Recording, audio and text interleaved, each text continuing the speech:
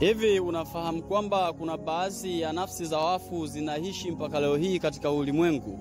Yaani utashangazwa sana katika simulizi hii kusikia kwamba eti watu waliokufa miaka iliyopita, pengine miaka 2 au miaka 7, mpaka leo hii nafsi zao bado ziko hai. Yaani zinaishi katika dunia hii ambayo wewe na mimi tunaishi. Hii iko hivi, kuna baadhi ya familia huwa wanasema kwamba baba yetu kipenzi tulimzika katika miaka 5 iliyopita. Wengine wanasema shangazi au mjomba au kaka yetu tulimzika miaka 11 iliyopita.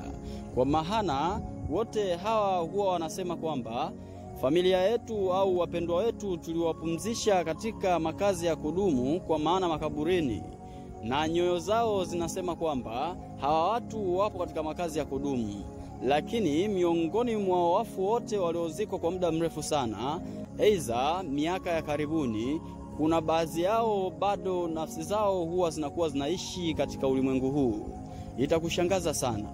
Na ijulikane kwamba kuna baadhi ya vifo Mwenyezi Mungu huwa vipangi, na kuna baadhi ya vifo vinapangwa na wanadamu na sio Mungu.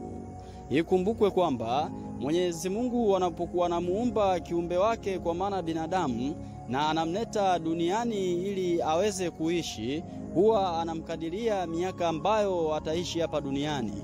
Kuna watu huwa wanapewa miaka 100 katika hii dunia. Kuna watu wanapewa miaka 60, kuna watu wanapewa miaka 50, kuna watu wanapewa miaka 10, wengine 5, kulingana vile Mungu alivyopanga wewe uje kuishi hapa duniani.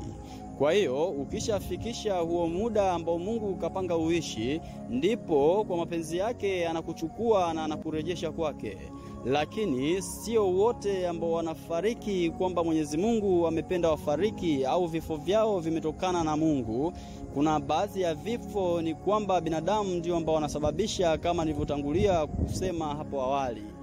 Yaani kuna baadhi ya watu huwa wanafariki kwa ajali mbalimbali. Ajali za moto, ajali za magari, wengine wanarogwa, wengine wanachomwa visu wanauliwa, wengine wanapata homa za ghafla wanafariki. Kwa hiyo wanadamu wengi huwa wanafariki kwa sababu tofauti sana. Miongoni mwa hizo sababu ambazo zinawapelekea binadamu hao kufariki, zingine yawezekana zinatengenezwa na binadamu. Sasa basi, ifahamike kwamba nafsi yeyote ambayo itapoteza maisha au mwanadamu yeyote ambayo itasemekana kwamba amefariki kwa kuuawa na mwanadamu, basi nafsi yake haitaenda kwa Mungu Baba. Ina maana nafsi yake itaendelea kuishi katika huu ulimwengu au katika hii dunia ambayo wewe na mimi tunaishi. Kwa maana nafsi yake haitaenda mbinguni kabisa. Lakini kwa watu ambao wanafariki kwa mipango ya Mwenyezi Mungu, nafsi zao moja kwa moja huwa zinaenda kwa Mungu Baba. Kwa maana Mungu ndiyo kawapangia muda huo wafariki na anazichukua nafsi zao. Sasa swali liko hivi, hawa watu ambao nafsi zao haziendi kwa Mungu Baba, nafsi zao huwa zinakuwa wapi? Simulizi hii tutaenda kuangalia kwa nini hawa watu huwa wanauliwa na watu, na huwa wanaenda wapi, na huwa wanauliwa kivipi, na nafsi zao huwa zinaishi vipi, na miili yao huwa inaishi vipi. Nafahamu ya kwamba kuna historia mbalimbali ambazo zinaweza zikakushangaza, labda historia zile za ajali, kutokea kwa ajali au vifo vya watu maarufu vya ghafla. Kwa mfano, nikirejelea hapa nchini Tanzania, kifo cha mtu maarufu sana Steven Kanumba kiliwashangaza watu wengi sana, na wengine waliongea maneno mengi tofauti. Sasa vifo kama vile ndivyo ambavyo tunaenda kuvijadili katika simulizi hii. Vifo kama vile huwa inakuwa ni mipango ya binadamu na sio Mungu. Sasa watu kama wale nafsi zao huwa ziendi kwa Mungu Baba, wanakuwa wanaishi katika falme za giza, katika falme ambazo zina nguvu za giza, kwa maana katika ulimwengu mwingine hapa duniani, ulimwengu wa kutisha.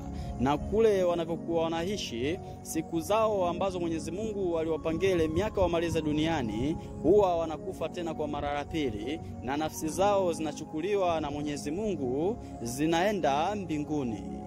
Kwa hiyo watu kama hawa ambao wanauliwa na binadamu, nafsi zao huwa hazifiki moja kwa moja kwa Mungu, napo zinaishi, na badala yake Mwenyezi Mungu kwa mapenzi yake akishaona kwamba huyu binadamu miaka yake niliyompangia imefika, ndipo anaichukua ile nafsi anaipeleka mbinguni.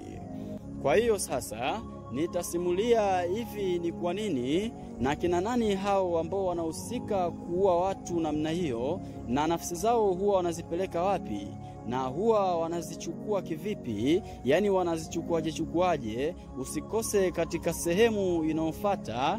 Hii ni sehemu ya kwanza.